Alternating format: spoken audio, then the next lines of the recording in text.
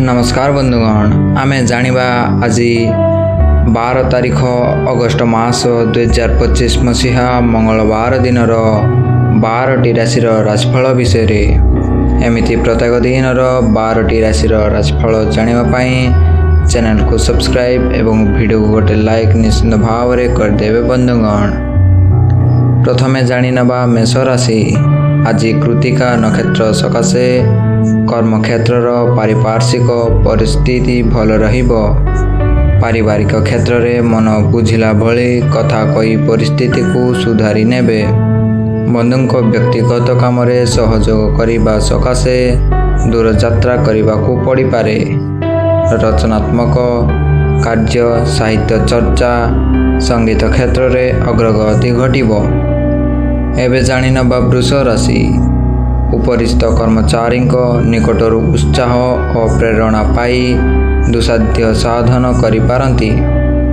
सभा समिति रे आलोचना क्षेत्र में गुरुत्वपूर्ण निष्पत्ति नेबाकू पड़ी पारे। पचारिबा पूर्वरु किछि कहिबाकू नहीं पारिवारिक अशांति लागी रहिबो। आज मृगशिरा नक्षत्र सकाशे शिल्प, वाणिज्य, व्यवसाय और परिवहन मंद हेबो नाही। एबे जानिनबा मिथुन राशि। निज इच्छा अनुसार कौनसी काम करी परिवार रु समालोचित हेबाकू पड़िबो। भल कथा कहूथिबा सहकर्मी परोक्ष शत्रुता आचरण करिवे। एहा सांगकू निज लोक केही हैराण रे पकाइबाकू चेष्टा करि पारंती। आर्द्रा नक्षत्र पाई परिवार और कर्मक्षेत्र मंद हेबनी एवं व्यवसाय रे मध्य संतुष्ट रहिबे। एबे जानिनबा कर्कट राशि। आज अश्लेषा नक्षत्र कर्मक्षेत्र रे उच्च वर्गों साहाय्य और बंधु मिलन रु उत्साहित हेबे। परोक्ष शत्रुता करुथिबा व्यक्तंक सक्रियता वृद्धि पाई पारे। आजिर प्रतिशोध यात्रा रु खुशी रहिबे और आशा करुथिबा जिनिस मध्य पाई पारिबे।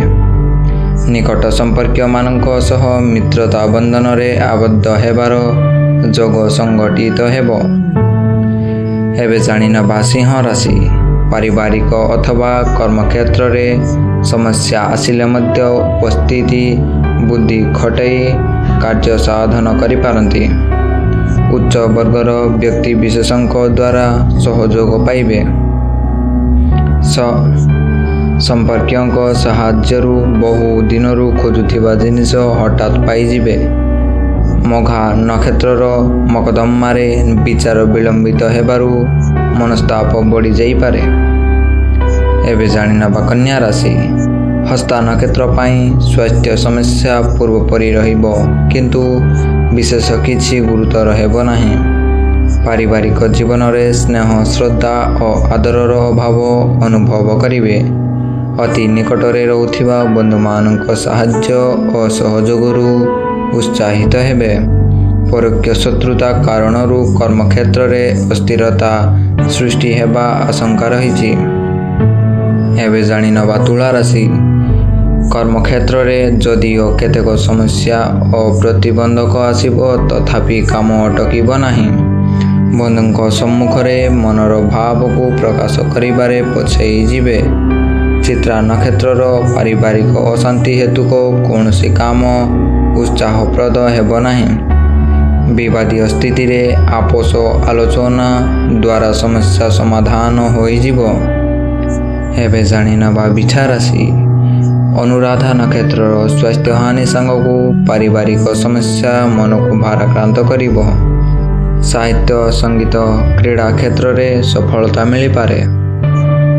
कर्मक्षेत्र रे अर्थ संपर्क को केंद्र करी तर्कर सम्मुखीन हेबे। अभाव नथिले मध्य हठात पाखरे किछि नथिबा कारणरु अन्यर साहाय्य नेबाकू बाध्य होई पारंती। एबे जानिनबा धनु राशि। कर्मक्षेत्र रे कल्याणमूलक काम करी प्रशंसित हेबे। भूल बुझामणा कारणरु परिवार रे निज निज मध्य रे सामयिक कलह देखा देई पारे। आनुष्ठानिक काम किंबा राजनीति रे नेतृत्व नहीं प्रशंसित हेबे। उत्तराषाढ़ा नक्षत्र उद्देश्यमूलक मिथ्या गुजबरे आतंकित हुअन्तु नाही। ଏବେ ଜାଣିନେବା ମକର ରାଶି।